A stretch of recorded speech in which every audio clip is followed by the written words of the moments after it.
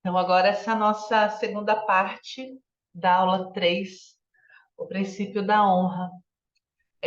Na primeira parte, nós estávamos falando sobre a honra aos pais e o quanto a honra aos pais ela vai refletir diretamente em todos os nossos relacionamentos. Nosso relacionamento com o nosso marido, com os nossos filhos, com a nossa com as figuras de autoridade na nossa vida, né? Patrão, líderes espirituais, enfim, e principalmente no nosso relacionamento com Deus, hein?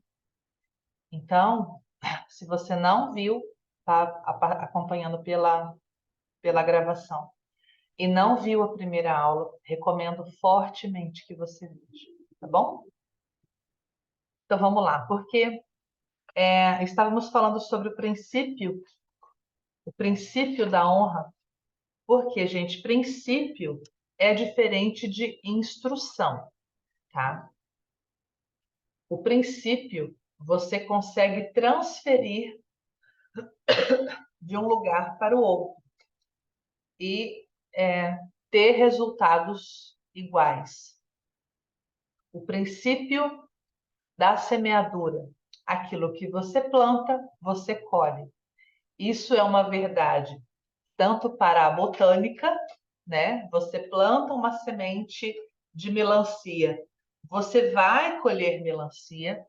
Você planta uma semente de jabuticaba, você vai colher uma jabuticaba. Você planta um abacate, você vai colher abacate. Não há como você plantar limão e colher morango. Não tem como, tá? Da mesma forma, se você planta, se você semeia algo, um comportamento na vida de alguém, na sua própria vida, você vai colher aquilo que você está plantando. Se eu planto estudo, busca do conhecimento, se eu semeio isso na minha vida, eu vou colher conhecimento, eu vou colher instrução, eu vou colher aquilo que eu estou semeando, tá? E se eu semeio, se eu pego a semente da honra e eu começo a plantar a semente da honra, é isso que eu vou colher também, tá? Então, a honra, ela é um princípio. A instrução é diferente, né? Que eu falei que honra é princípio e instrução é diferente. Instrução, você segue um passo a passo, tá? A instrução para fazer um bolo, tá? Eu quero fazer um bolo de laranja, tá? Eu vou pegar a receita do bolo de laranja, vou seguir a instrução do bolo de laranja e vou colher, né? Vou adquirir, vou ter para o meu café da manhã. Não tenho, queria ter aqui um bolo de laranja, né, para o meu café da manhã. Agora, se eu quero comer um bolo de chocolate, eu posso pegar a receita do bolo de laranja para fazer o bolo de chocolate? Não. Mas é bolo, gente, não é a mesma coisa? Porque é instrução. Instrução você não aplica de um lugar para o outro. Instrução ela é específica. Ela tem um alvo específico para acontecer, tá bom? E honra é um princípio. Honra você consegue transferir de um lugar para o outro. Então, nós pegamos agora o princípio da honra, que a Bíblia fala, honra pai e mãe, para que te vá bem todos os seus dias. Ó, filhos, Efésios 6, tá? Do 1 ao 3. Filhos, obedecei a vossos pais no Senhor. Olha só. Filhos, obedecei a vossos pais no Senhor. Vírgula. Pois isso é justo. Honra a teu pai e tua mãe, que é o primeiro mandamento promessa.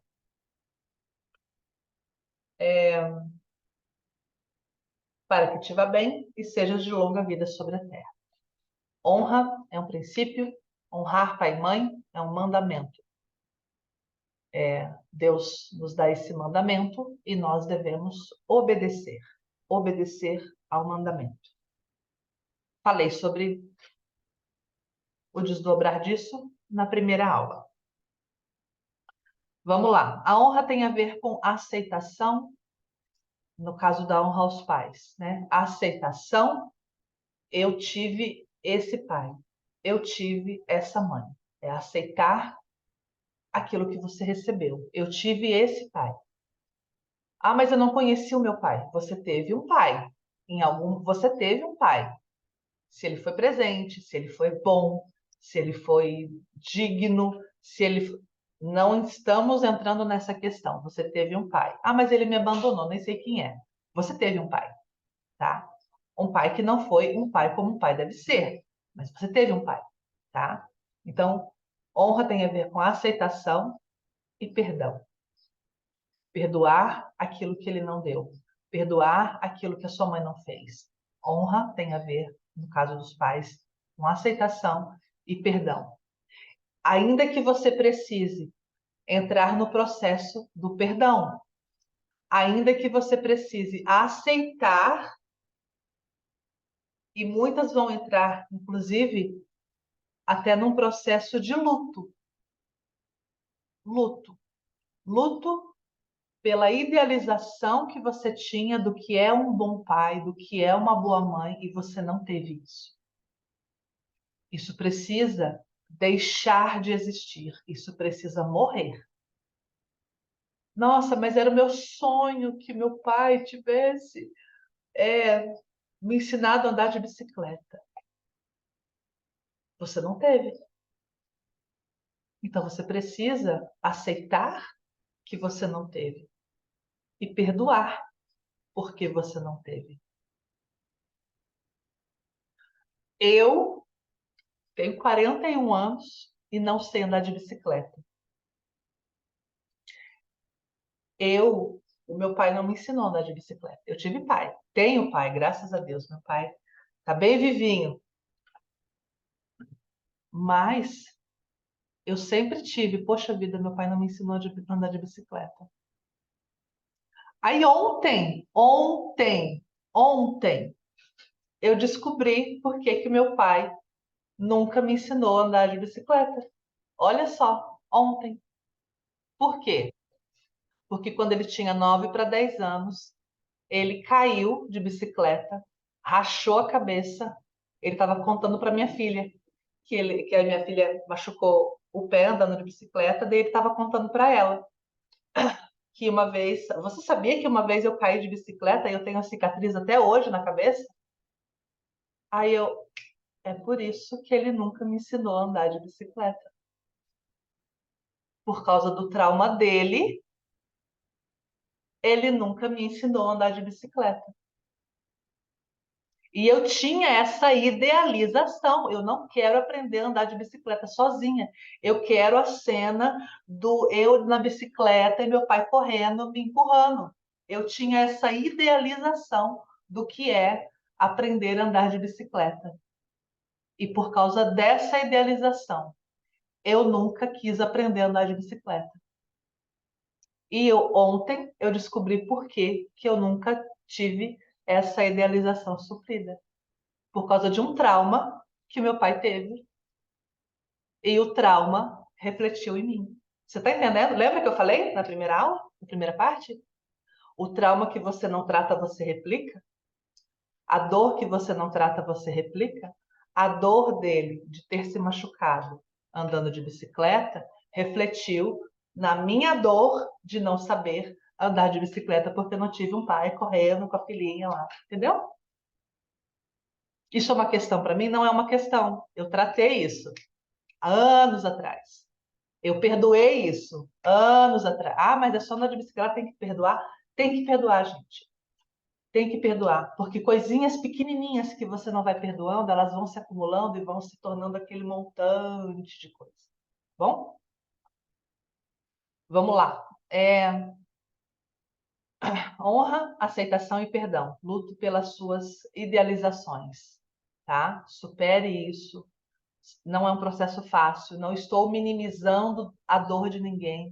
Não estou tirando nada disso, tá? Inclusive, teve uma pessoa que colocou ali no grupo, né? Que não é fácil perdoar. E que é difícil, é uma das coisas mais difíceis, e eu digo para vocês, não é que perdoar seja difícil. Em alguns casos é impossível. Tem coisas que a gente passa, que algumas pessoas passam, que não é só difícil, é impossível. E essa é a razão que quando nós vamos orar, perdoando alguém, qual é a oração que nós fazemos? Eu perdoo essa pessoa em nome de Jesus. Tem gente que você não vai conseguir perdoar no seu nome. Tem coisa que você não vai conseguir perdoar por si. E é por isso que você vai orar constantemente por essa pessoa. E você vai falar, Deus, coloca isso diante de Deus com verdade, gente. Deus, eu quero colocar diante de ti a vida dessa pessoa. Seja seu pai, seja sua mãe, seja seu marido, seja quem for. Deus, eu coloco diante de ti a vida dessa pessoa. E Deus, o Senhor sabe o quanto é difícil para mim orar por essa pessoa. O Senhor sabe o quanto essa pessoa me feriu. Essa pessoa fez isso e isso e isso contra mim, Senhor. E eu de mim mesma não tenho forças para perdoar. Mas em nome de Jesus, eu perdoo. Em nome de Jesus, eu perdoo essa pessoa. E você vai orar isso todos os dias. Toda vez que você tiver na sua memória o nome dessa pessoa e você sentir dor e a ferida que ela te causou ainda te machucar, vá para esse lugar de oração e perdoe essa pessoa, libere perdão com a sua palavra, com a sua boca, em nome de Jesus. É por isso que nós usamos o nome de Jesus, gente. Nós precisamos usar o nome de Jesus daquilo que nós não temos condições de fazer sozinhas. Você perdoa em nome de Jesus. Quando você vai orar pela cura de alguém, você declara a cura daquela pessoa em nome de Jesus. Você tem poder para curar alguém? Você não tem. Você tem poder para liberar perdão lembra na Bíblia quando os fariseus eles ficavam indignados? Quem é esse que até perdoa, que até cura? Era Jesus. E continua sendo ele. É ele quem nos dá condições de perdoar. É o perdão dele que passa por nós e que nós liberamos. Eu só tenho condições de perdoar porque eu fui perdoada por Deus. Eu só tenho condições de amar porque eu fui amada. Eu sou amada por Ele. É isso, gente. É a chave de tudo. É o coração de tudo. É você saber que não mais a Josi vive, mas Cristo vive na Josi. Fala com seu nome isso. Não sou mais eu quem vivo, mas Cristo vive em mim. Aquilo que as pessoas veem em mim, aquilo que as pessoas recebem de mim, não tem mais a ver comigo, com o meu trauma, com as coisas que eu nasci com elas, com as coisas que foram jogadas na minha história, com os traumas, as feridas, a história que eu queria apagar, não tem a ver mais com isso. Eu nasci de novo. Eu sou nova criatura. E em Cristo, Ele me renova a cada manhã. A cada manhã Ele me dá uma oportunidade de começar uma história nova. As misericórdias do Senhor se renovam sobre nós a cada manhã. E essa é a causa de não sermos consumidos. Porque ontem eu tive as minhas falhas. Ontem eu tive as coisas que, poxa vida, podia ter feito diferente. Mas hoje eu tenho uma nova oportunidade nessa manhã de iniciar uma nova história. Em nome de Jesus, é por Ele que eu vivo. É para Ele que eu vivo. É para Ele que eu me expresso. É para Ele que eu estou aqui com vocês agora. Para que vocês entendam isso também. Amém, meninas? Então, quando nós pegamos o relacionamento com os nossos pais, trazemos a honra, que é a aceitação e o perdão, nós começamos a restaurar a nossa memória, restaurar o nosso relacionamento. Se você ainda tem seu pai e a sua mãe vivos, você tem a chance de restaurar o relacionamento com eles. Eu tive essa chance, eu tenho essa chance, essa oportunidade de a cada dia ter um atitudes que honram aos meus pais. E deixa eu abrir um parêntese bem grande aqui. Me perguntaram essa semana sobre como você lida com honrar pai e mãe ou honrar ao marido. Não existe esse ou, tá, gente? Biblicamente falando, você honra pai e mãe, você honra Deus, né? Tá, tá, tá, tá, tá. Casou, a honra é sobre o marido.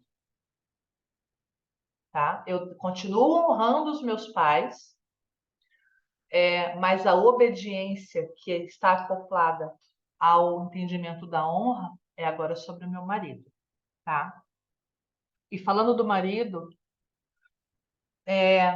esse valor, esse princípio da honra, como eu falei com vocês, ele vem como um reflexo da honra que eu dei aos meus pais, ao meu pai, tá?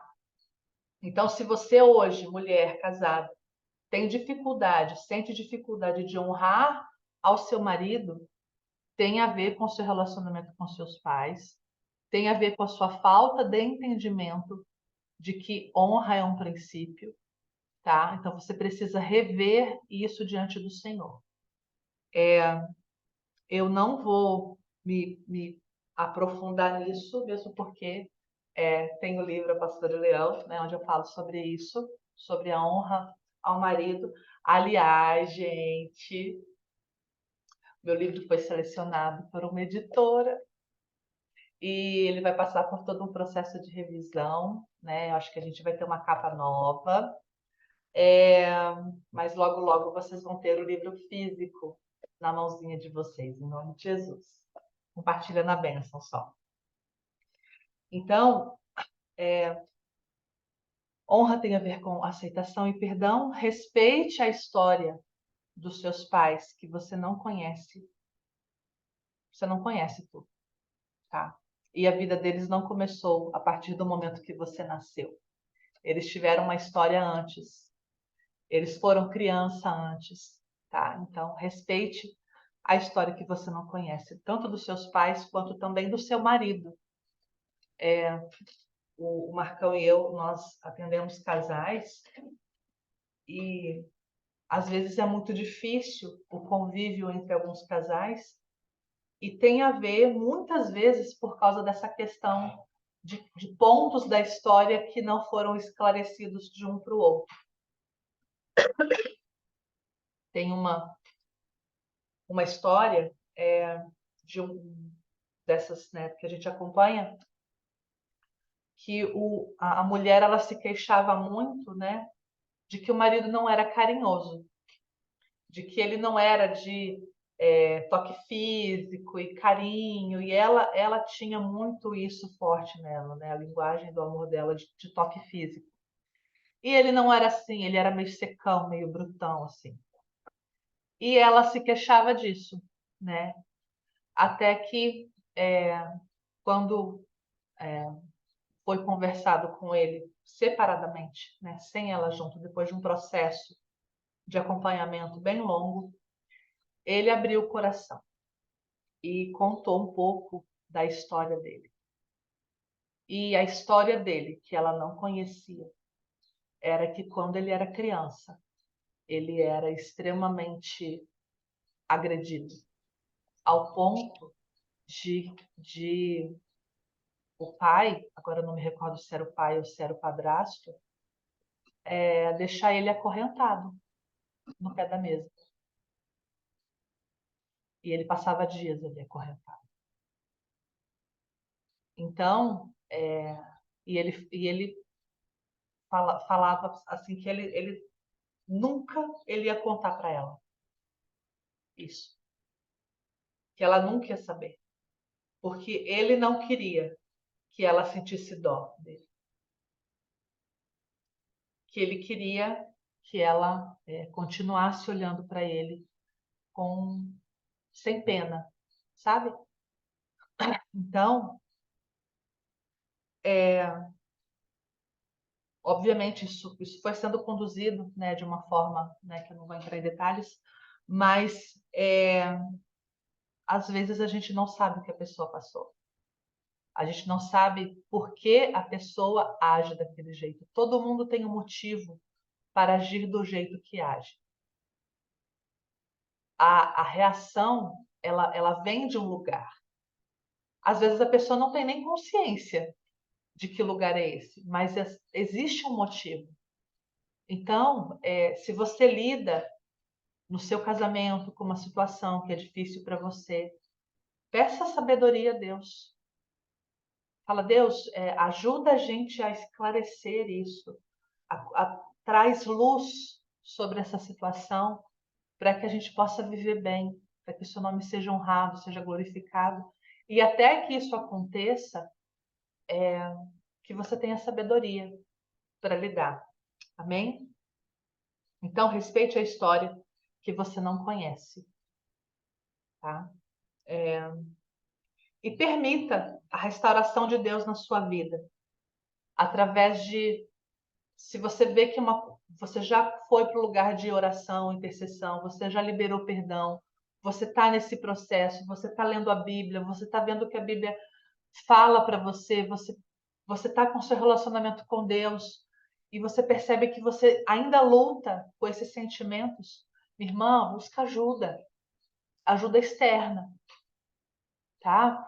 Para conversar com seus pastores, com pessoas maduras na fé. Não fala a sua história para qualquer um, tá? Não expõe a sua vida, seu coração, seu marido. Não expõe para qualquer um, tá? Amiga de sentar para conversar, para tomar um café, a gente encontra um monte. Agora, amiga para ouvir sua história, orar e jejuar contigo, são poucas, tá? Então, tenha sabedoria para quem você abre a sua história, tá? Se você não tem ninguém, busque uma ajuda terapêutica, tá?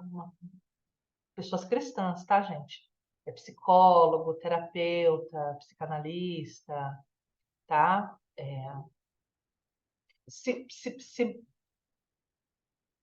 Se muna, se cerque de conteúdos específicos para aquela área que você está precisando. Ah, eu preciso aprender como lidar com os meus filhos. Começa a consumir, a ingerir, a se alimentar, a semear na sua vida, tá? Contato com pessoas que você olha e fala, nossa, eu gostaria de ser dessa forma. Tantos materiais maravilhosos que nós temos acesso hoje pela internet, a gente ainda é desculpável. A gente não pode falar, eu não sabia, eu não tinha acesso. A gente tem acesso, tá? É só a gente procurar, tá bom? Então, ressignifique a sua história e a figura paterna e materna na sua vida, tá bom? E sobre o seu marido, a mesma coisa, tá? Você precisa agir com honra com relação ao seu marido. A honra, ela está relacionada ao impacto que você exerce na vida dele. Tá? Eu falo sobre isso no livro A Pastora e o Leão. Um casamento, ele deve ser fundamentado em Cristo. E o nosso relacionamento com Cristo, como eu estou falando a aula inteira, ela é baseada na aceitação e no perdão, tá bom? A ausência de honra na vida do seu marido trará impactos negativos sobre a disposição e a energia dele. Se você está anotando, anota aí, Efésios 5, do 22 ao 23, Efésios 5, 22 ao 23, e Efésios 5, 33, que fala sobre respeitar o marido. A honra é uma disposição do coração que reflete em seus pensamentos, palavras e ações. Pensamentos de paz e não de mal. Tudo que é bom, verdadeiro, santo, nisto pensarei, né? Elevar os seus pensamentos. Mas eu não tenho nada de bom para pensar sobre essa pessoa, sobre esse traste que Deus me deu. Tem gente que fala assim, gente. Primeiro, não foi Deus que te deu, foi você que foi lá e casou com a benção. Foi? Ai, você foi lá e casou com ele, minha irmã. Ai, Jesus. Você casou com ele, tá? E a não ser que você tenha casado com uma pessoa sociopata, psicopata, que fingia, bipolar, que fingia ser uma coisa e que depois que você casou, ele te trancou no quarto, sabe? A não ser que seja esse caso extremo. E se for esse caso extremo, tá? De você ser casada com uma pessoa que te agride emocionalmente, verbalmente, psicologicamente, fisicamente, a Bíblia te dá condições de se separar dessa pessoa, tá, amada? Então, busque aconselhamento, busque pessoas esclarecidas no assunto, para que você possa se livrar desse cativeiro, tá bom? Vamos deixar isso claro aqui. Mas estou falando aqui sobre pessoas de que, ai, ele é um chato, ai, ele não faz isso para mim, ai, ele é um folgado, ai, ele não trabalha, ai, ele é grosso. Amada, você viu isso quando vocês estavam para casar, tá? Mas você lá no seu subconsciente, você dizia assim, ah, não, quando casar muda. Não muda não, tá? Agora você precisa lidar com o fato de que a incumbência da honra a este homem maravilhoso que você é casada recai sobre ti, varoa de Deus, tá? E eu estou trazendo isso de uma forma, né, leve, mas eu sei que não é fácil, tá? Eu sei que não é fácil. Mas cabe a você, minha irmã, honrar e edificar esse homem em Cristo, tá bom? Edificá-lo em Cristo. Você precisa buscar em Deus, tá? E não é, não, de verdade, não é porque é o meu livro, não, mas o livro A Pastor e o Leão eu falo bastante sobre isso, tá? Temos seminários sobre isso, a gente pode, de repente, ministrar na sua igreja, enfim, a gente pode pensar em alguma coisa para que você tenha acesso a esse conteúdo, porque a honra, ela está ligada a honra ao seu marido, ela está diretamente ligada à honra que você dá a Deus. Quando você honra ao seu marido, você está honrando a Deus. Quando você desonra ao seu marido, você está desonrando a Deus. É isso que a Bíblia fala. É esse princípio, é esse ensinamento que a Bíblia deixa para nós, tá? Então, comece a honrar o seu marido nas suas palavras, nas suas ações e nos seus pensamentos, tá? Peça sabedoria a Deus, peça sabedoria a Deus, peça sabedoria a Deus, peça sabedoria a Deus. Sabe por quê? Porque ele dá liberalmente a quem pede. Quanto mais você pede, mais você recebe. Então peça sabedoria a Deus. Senhor, me dá sabedoria para lidar com essa pessoa. Me dá sabedoria para lidar com esse ser humano com o qual eu estou casada. Peça sabedoria, tá? Você precisa de sabedoria. E a premissa de um relacionamento com Deus está na obediência e na submissão. Obediência e submissão. Isso é honrar, obedecer e se submeter. E se você acha que seu marido não é digno de honra e por isso não se submete a ele, você apenas está mostrando o quanto o seu coração está rebelde às Escrituras. E rebeldia é como o pecado de feitiçaria. Tá? Então, se você está nesse lugar de não se submeter ao seu marido por causa disso, por causa daquilo, é a mesma coisa dos pais. A Bíblia não fala para você se submeter ao seu marido porque ele é um homem de Deus, porque ele ora em línguas, porque ele é um provedor maravilhoso, porque honra teu marido. Honra e se submeta. É o que a Bíblia fala, tá bom? Então, reveja o seu coração diante do Senhor. Vamos lá. Seja responsável pelas suas atitudes e pelas atitudes do seu coração. Eduque os seus pensamentos para honrar o seu marido. Tenha pensamentos de paz. Pega um papel, uma caneta, anota os motivos pelos quais você se casou com ele. Anota as coisas que são louváveis nele. Ele é um bom marido, ele é um bom pai, ele é um homem trabalhador, ele é um homem honesto, ele é um bom amigo, ele, sabe? Anota. Ele cuida bem da manutenção da casa, ele não deixa faltar nada. Ele trabalha em 2, 3 empregos para poder suprir financeiramente a casa. Ele trata bem a sua mãe, ele honra os seus pais. Ele trata bem os meus pais, ele honra os meus pais. Ele se dedica aos nossos filhos. Ele é um bom vizinho. Ele serve na igreja. Ele conduz, sabe? Anota, faz uma lista. E sempre que você chegar no dia mal, de você falar, meu Deus, por que eu casei com essa pessoa? Você vai lá e lê a bendita da lista. Mas Josi não tem nada, pastora do céu, não tem nada para falar de bom sobre ele. Amada, você pega a Bíblia e você começa a profetizar aquilo que a Bíblia fala sobre um homem de Deus, um homem segundo o coração. Eu declaro em nome de Jesus que o meu marido, aí você fala o nome da bênção, ele é um homem assim, assim, assim.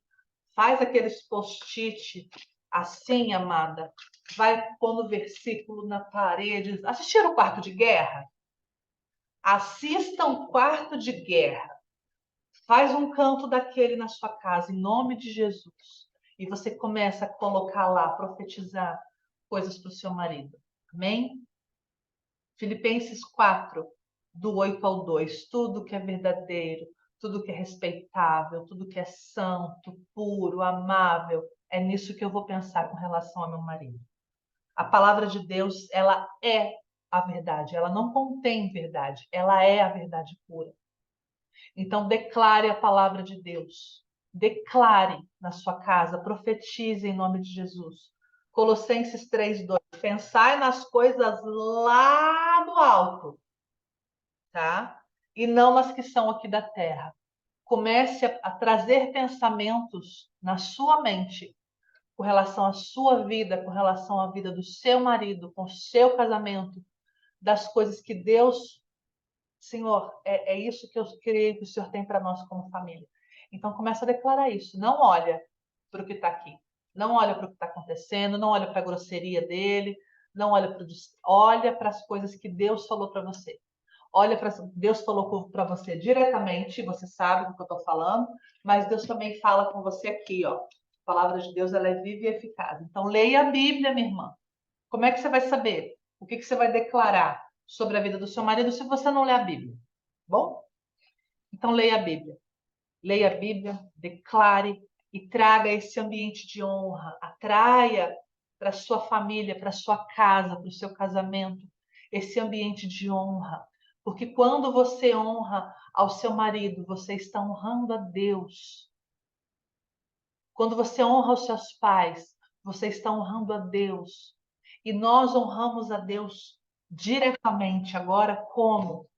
Conhecendo a palavra, obedecendo aos seus mandamentos, obedecendo aquilo que ele está dizendo aqui, da primeira folha à última folha.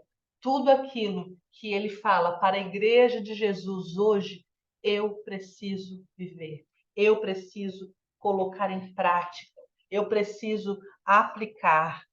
Amém? Porque muitas pessoas falam erroneamente de que casamento é 50% de cada um, e não é. Casamento é 100% de cada um. Só que muitas vezes o 100% do meu marido vai ser um copo desse, e o meu 100% vai ser uma jarra de 5 litros. Mas ele está dando o copinho dele de 100%, e enquanto eu estou dando a minha jarra de 5 litros, eu estou achando que eu estou dando mais que ele. E não. Se eu for dar só o tanto que ele está dando, eu não vou estar dando tudo de mim. E eu preciso dar tudo de mim. Eu preciso pagar esse preço. Eu preciso escolher o que eu quero colher na minha vida e eu preciso semear isso intencionalmente.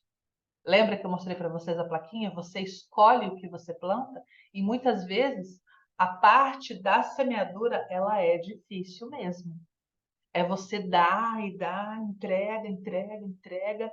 E enquanto você estiver dando e entregando, só esperando a colheita, só olhando para, querendo, sabe, forçar a colheita chegar logo, ela não chega.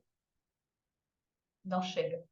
Você precisa fazer liberalmente diante do Senhor, entregando a Ele, porque é Ele que recebe tudo aquilo que fazemos. Amém? Parece que a aula vai acabar aqui para mim. Vai ficar salva em nome de Jesus, tá bom? E nós nos vemos na próxima aula. E eu estou devendo uma aula bônus para vocês ainda, tá? Vou pagar, tá? A aula bônus sobre organização, tá bom? É isso, meninas.